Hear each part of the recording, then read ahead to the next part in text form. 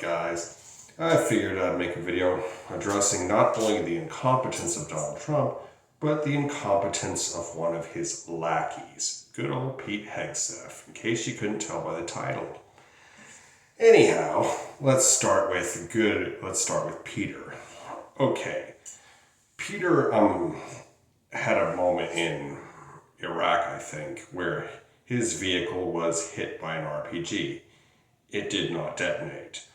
Although I don't think we would have suffered any real loss had it detonated, I'm pretty sure Donald Trump would find another idiot to lead the Department of Defense while being absolutely loyal to him. You see, Pete Hegseth was appointed because Donald Trump knew he would be loyal. And that comes to their collective first mistake. They have just ravaged the officer corps of competent officers like generals and admirals who actually know what the fuck they're doing, and replaced them with loyalists who may or may not know what the fuck they're doing. This, my friends, is a very big mistake. The Soviet Union had a lot of this going on in the Winter War, as well as during the early stages of Barbarossa, their war with Germany, and it had disastrous results. The same thing goes with Idi Amin's army in the Ugandan-Tanzanian war in the 70s. It did not go well for the Ugandans. Same thing with the Iraqi army in the Gulf War. Saddam had political loyalists as his generals and field marshals, not competent commanders. It ended very badly for Iraq as well. And last but not least, the Egyptian army in particular in the Six-Day War. The Six-Day War ended very badly for them too. Israel controlled all the Sinai Peninsula within 6 days. Now, there are more examples, including of political generals, including the Civil War, which you can read up if you want, but that you get the picture, or at least I hope you do. Because if you're stupid enough to vote for Trump 3 fucking times, you may probably need more examples, but even then, explaining it to you would probably just be a waste of time, because if you voted for Trump, you are fucking stupid. Anyway, we shall move on from there. You see, one of the things he did was, I don't need to go into this, but his 2 intelligence breaches, this guy is a clumsy alcoholic. Now, Ulysses S. Grant was an alcoholic all throughout the Civil War, which he did great in, as well as his presidency, which he did an okay to substandard job, but he was able to discharge the office effectively and was fit to lead. I don't think he most certainly wasn't one of our better presidents, but we could have asked for worse. But anyway, that being said, is Pete Hegseth is not very good at being a functioning alcoholic, unlike U.S. Grant. He just isn't.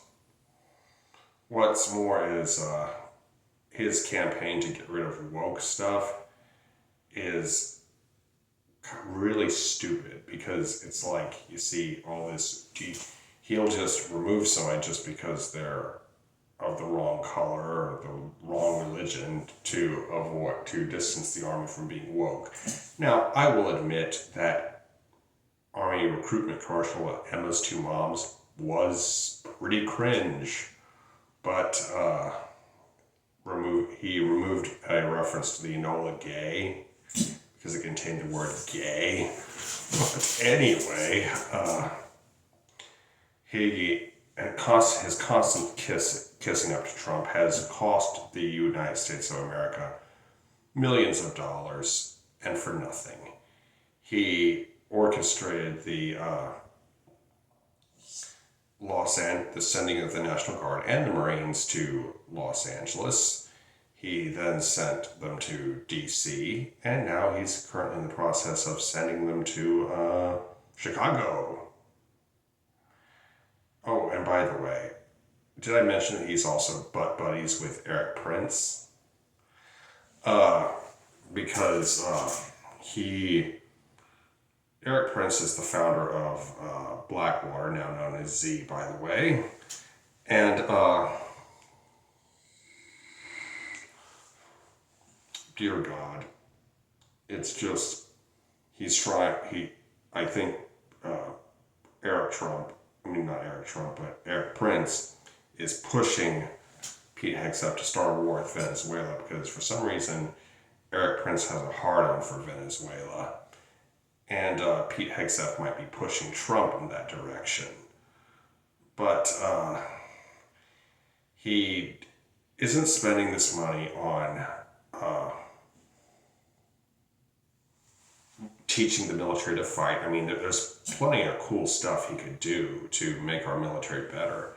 He could open up a Space Force Academy, strictly for the Space Force. They use the Air Force Academy at Kings Point for that now, but he needs an academy. We need an academy strictly for them. We need to possibly create a whole new branch for drones, as well as a branch for cyber warfare. And I could go on, but that's just some of the things I would do. I made a video about what I would do if I was Secretary of Defense, but that's just me. Anyhow, instead, did he do any of those things? Nope. No and nine. He has spent it on purging the army of wokeness, quote unquote, and just being really stupid and making the military look bad in front of the citizens that they're supposed to serve. That's because all of the officers he has appointed are loyal to Trump rather than to the Constitution or the American people. And it's just really bad news, guys. Along with all the money wasted and the clumsiness he has displayed, it's just ridiculous. Because he didn't even bother to send those National Guardsmen to the Mexican border. No. He's sending them to cities to terrorize people. And Donald Trump, Pete Hegseth's boss, which Pete Hegseth sucks his dick. I mean, I hope Pete Hegseth bought a lot of lube because Donald Trump is going to fuck him like he fucks everyone else. But anyway, that being said, is Donald Trump. I mean, look at all the shit he has done. He has alienated allies.